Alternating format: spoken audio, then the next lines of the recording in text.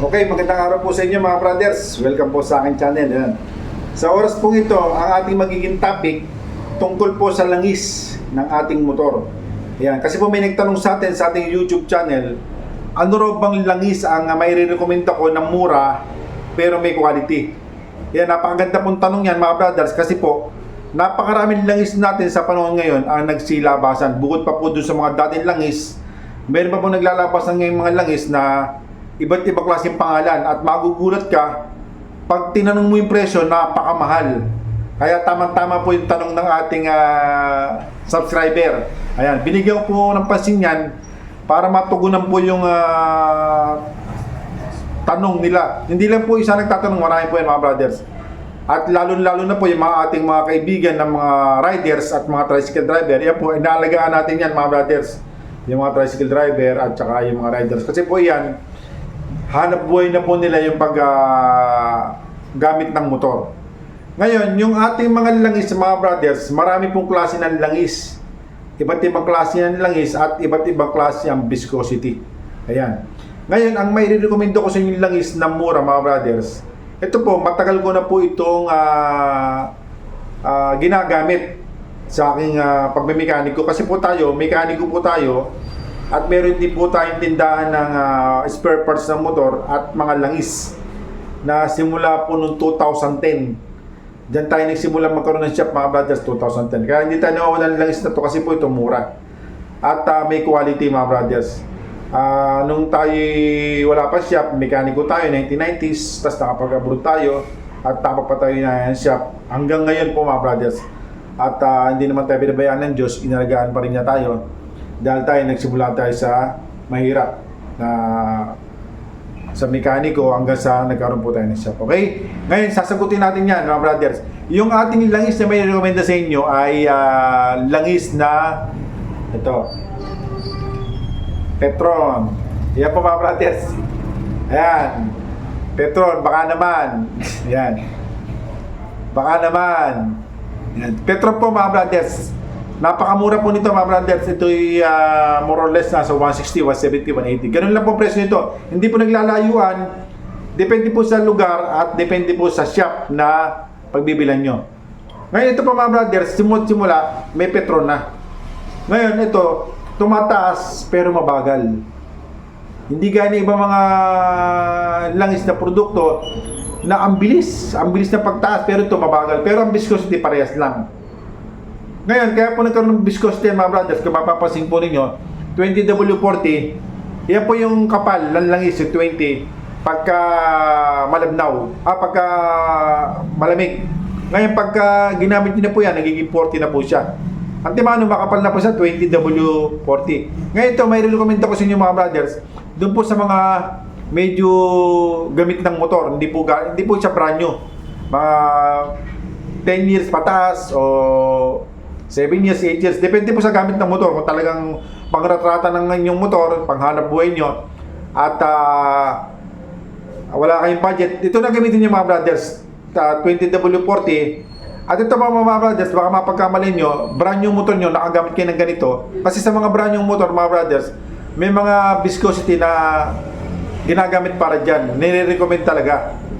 Yung nga po yung 10W40 kasi malabnaw po yun mga brothers. Pag pinadar nyo yung makina nyo, ang bilis po ng mag-circulate ng langis. Kaya malabnaw siya.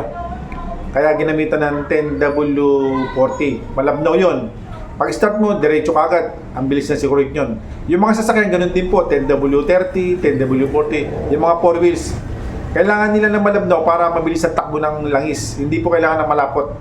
Ngayon, yung lapot po nito mga brothers, 20W50, pwede naman po yun. Kaso ang gagawin nyo lang po mga brothers, baka mangyari sa inyo, bagong motor nyo, nakagamit kayo ng 20W40, ang gawin nyo lang po mga brother, pag pinandar nyo po yung makina, painitin nyo po muna bago nyo gamitin. Ayan po sikreto. At magiging smooth na po ang takbo ng mga brothers. At pag naging smooth ang takbo ng makina nyo, ang inyong gasolina medyo titipid. Kasi pag hirap nga ang makina, papalakas po din po sa gasolina yun eh. Pag hirap po tumakbo, hindi smooth ang andar, yun po pinagagana isa rin sa pagtaas ng gasolina ng konsumo ng gasolina. Ngayon itong 20W40 mga brothers, ito po ay kung mapapansin po ninyo may nakasulat na Jasoma.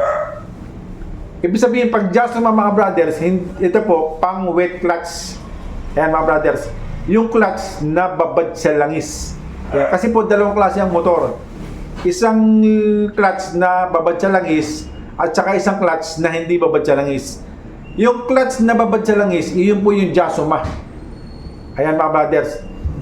Baka mapagkamalian po ninyo mga brothers. Hindi magkaiba po yun. Jasuma, yung pong clutch na babad sa langis. Ayan. Ngayon ito po mura mga brothers. Simula, meron na po tayo ito sa shop. At hindi tayo naubusan ito. Kasi napakarami naghanap. Lalo na po, yung mga kaibigan nating tricycle driver. Inaalagaan natin yan. Dahil tayo, nagsimula din po ako dahil nung araw na ako yung nag-aaral na high school. Ang ginagawa ko po, pagdating ng tanghali, namamasada po ako ng motor. At yun po ang ginagamit ng pambaon araw-araw. Kaya ang mga magulang ko, hindi na po nagbibigay sa akin ng baon nung ako yung high school. Kaya yung tricycle driver, malapit sa akin yan. At yung mga riders, malapit sa atin yan mga brothers. Hindi natin pinababayaan yan. At kung magagawa rin lang natin na makatulong sa abot natin makakaya at natutulungan natin yan mga brothers. Ngayon, ito po, babalik tayo dito sa petrol na ito mga brothers. Petrol baka naman. Ayan. Kaya ko po ito na-vlog ngayon kasi po, doon nga po siya nagtanong, tamang-tama. Medyo na, na-touch naman ako dahil ang sabi nga niya, double lang isang mura na may quality. Ayan. Tamang-tama, pagkakataon ko na to na mai-recommenda kasi gusto ko talaga talaga to eh. Kasi mura po talaga eh. Kung ialin tulad natin 7 langis na 20W40, ang laki po ng diferensya eh. Ngayon, ganito po yan mga brothers. Ngayon, baka ang motor nyo ay scooter. Hindi po pwede sa scooter to. Ang ginawa ng Petron para naman makatulong sa mga motor na may scooter, gumawa po naman silang langis na pang scooter. Ito naman kabila. Ito Jasuma. Ayan, makikita nyo Jasuma oh. Ito naman kabila, Jaso MB. Ayan. Pag Jaso MB mga brothers, ito po ay pang scooter. Hindi po pwedeng pang wet clutch kasi po ito, sobrang dulas po ito mga brothers. Sobrang dulas. Magkakaroon po ng problema ang inyong makina, lalo na po yung inyong clutch. Kasi po may friction po yan eh. Dumaan po kasi itong mga langis ito sa clutch friction test mga brothers, na mga engineer. Ayan mga brothers, dumaan po yan para po matesting yung langis, yung para sa clutch na dry at saka sa clutch na babad sa langis mga brothers. Kaya kung ang motor nyo ay scooter, ito po ang may recommend natin, 5W40. Yung 5, yung labnaw ng langis pagka malamig, mabilis pa mag-circulate kasi pagka mababa ang numero. Malabnaw kasi siya eh. Pagka tumagal, naging 40 siya. 5W40. Tama-tama po ito mga brothers. Pero huwag nyo pong gagamitin to sa may clutch mga brothers. Makaka-apekto po yun sa friction ng inyong mga clutch lining at saka ng inyong mga granahe. Ayan mga brothers. Ngayon, ito po ating mabalik tayo din sa Petron mga brothers. Ito po, more or less nasa 180, 170 mga brothers. Yung ating Petron Sprint 40. Ayan. Yung ating may re-recommenda sa ating nagtatanong kung anong murang langis na may quality. Kasi po mga brothers, na-experience namin sa shop, pag may nagpapa-change oil at tinanggal namin yung drain plug, nagugulat kami sa langis. Iba yung baksak ng langis niya. Para siyang natutunaw na plastic. Ganun po, pangit po. May mga ganung klaseng langis mga brothers. Baka ma-tsempo kayo sa ganun. Doon na tayo sa subok. Subok na po ito mga brothers. Siguro naman sa mga nagawa kong motor na mga subscriber ko, gumagamit sila ng ganito mga brothers. Pero ang masabi ko lang, ito po, kung ako tatanungin, kung brand yung motor nyo, siyempre may nire-recommend doon na langis na 10W40 malabnaw. Ang purpose kasi nun, para pag-start nyo ng motor, mabilis mag-circulate ang langis kasi malabnaw. 10W40. Yun nga po mga sasakyan, katulad na sasakyan ko, ginagamit ko doon 10W30, 10W40, yung BIOS at saka yung high ace. Pero dito mga brothers, baka sabihin nyo sa akin, paano naman po mga ka-brothers, nagamit ko yan sa bago kong motor. Ayan, nagamit ko. bagong motor ko. Ang dapat yung 10W40, nagamit ko 20W40. Ano gagawin ko? Ayan. Ang gagawin nyo mga brothers, pag nagamit nyo po ito sa motor nyo mga bago, ang gawin nyo po, painitin nyo muna ang makina. Huwag nyo po agad gagamitin. Pag pinaandar nyo, huwag nyo agad gagamitin. Painitin nyo muna ang makina, hintayin nyo makapag-circulate ang langis bago nyo gamitin. Ayan. Pag nagawa nyo po yun, magiging smooth na po yung takbo ng inyong makina. At pag naging smooth ang takbo ng inyong makina, siyempre, yung konsumo ng gasolina medyo mababawasan. Kasi pag ang makina hindi smooth ang andar, pangit.